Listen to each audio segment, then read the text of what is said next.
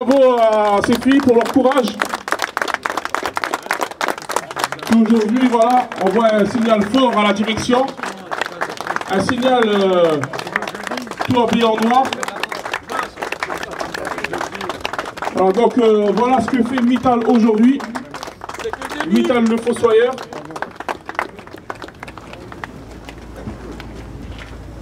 Donc ces camarades-là qui sont là aujourd'hui, ben voilà, ils ont un message à passer, un message qui est fort, un message qui nous émet tous. Ils vivent depuis quelque temps dans une angoisse, dans un environnement oxygène. C'est vraiment quelque chose de très grave de ce qui se passe. À savoir que la direction de Florange a une mise en demeure et j'espère que bien qu'il ne va rien se passer de grave. En tout cas voilà, donc on va avoir un échange. Il y a Norchrome qui est présent aujourd'hui, qui est un sous-traitant et une filiale d'Arcelor, qui elle aussi va subir sur le site de Florange. On a AMTB qui est aussi une filiale d'Arcelor qui aujourd'hui vit aussi sur une crainte de savoir comment ça va se passer pour eux. ArcelorMittal va supprimer 637 emplois, mais direct. Mais moi je parle de 2000, 3000, 4000 dans la vallée qui vont subir des licenciements. C'est très très grave. Il faut stopper ça immédiatement. Et je reviens à ce qu'elle disait la députée. Il va falloir qu'on soit tous unis. Il va falloir qu'on se rassemble. Eux, ils portent le message, ils nous accompagnent. Nous aussi, représentants, ben nous, on se bat, certes, mais on a besoin de cette force. On a besoin de tous les salariés, qu'ils soient concernés directement ou indirectement, qu'ils soient présents. Merci aux retraités qui sont là, qui sont émus de ce qui se passe, qui sont vraiment choqués de ce qui se passe, qui sont battus depuis des années pour qu'une génération nouvelle puisse vivre dignement de leur travail. Aujourd'hui, on va se battre jusqu'au bout. Et on lâchera rien.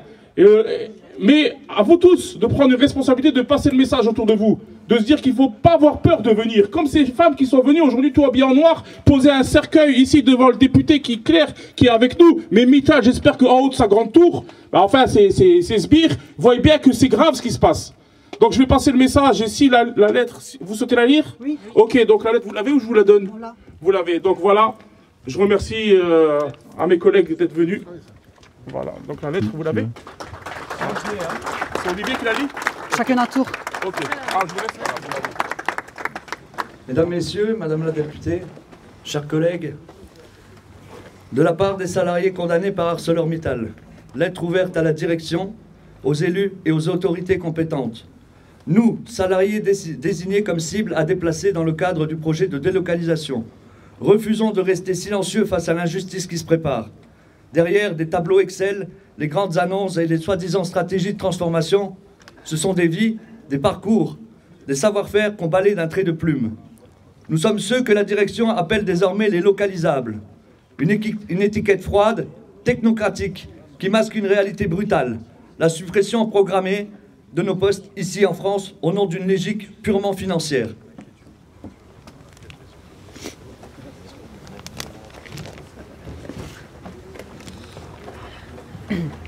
Dans ce contexte, la création d'un centre d'excellence en Pologne est présentée comme une avancée stratégique. En réalité, elle sert surtout à justifier une délocalisation brutale de compétences, sans considération pour la perte d'expertise locale ni pour les conséquences humaines.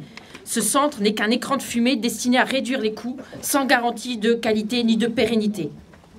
Dans le même temps, la gestion désastreuse des moyens de transport engendre des surcoûts très importants, remettant en cause la cohérence économique de l'ensemble du projet. Mais c'est sur le plan humain que la situation est la plus alarmante. Plutôt que valoriser ses propres équipes, la direction préfère orienter certains collaborateurs vers la sortie, en les invitant à se reconvertir ailleurs. Le discours managérial se durcit avec des propos rabaissants, humiliants, parfois blessants, de la part de certains encadrants. Les compétences métiers sont volontairement sous-évaluées, en particulier depuis l'entrée en vigueur de la Steel Class, un système de classification interne qui prétend objectiver les fonctions, mais qui dans les faits efface l'expertise terrain au profit de grilles standardisées et déconnectées de la réalité. Ce dispositif, loin de valoriser les parcours, sert surtout à minimiser les responsabilités réelles assumées par les salariés, à écraser les qualifications et à justifier des suppressions de postes en niant la valeur du travail effectué.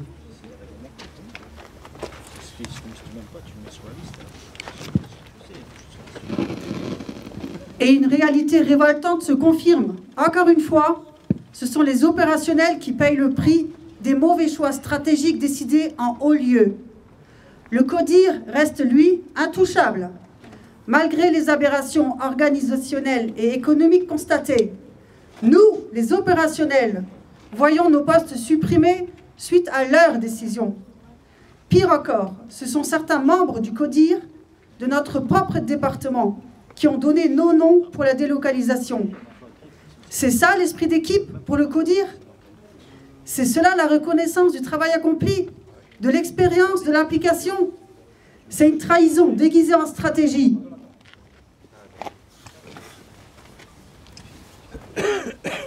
Pour terminer, cette prise de parole s'inscrit pleinement dans la continuité des actions engagées par les organisations syndicales.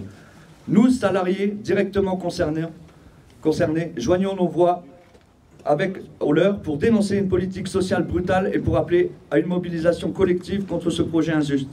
Merci beaucoup. Bravo.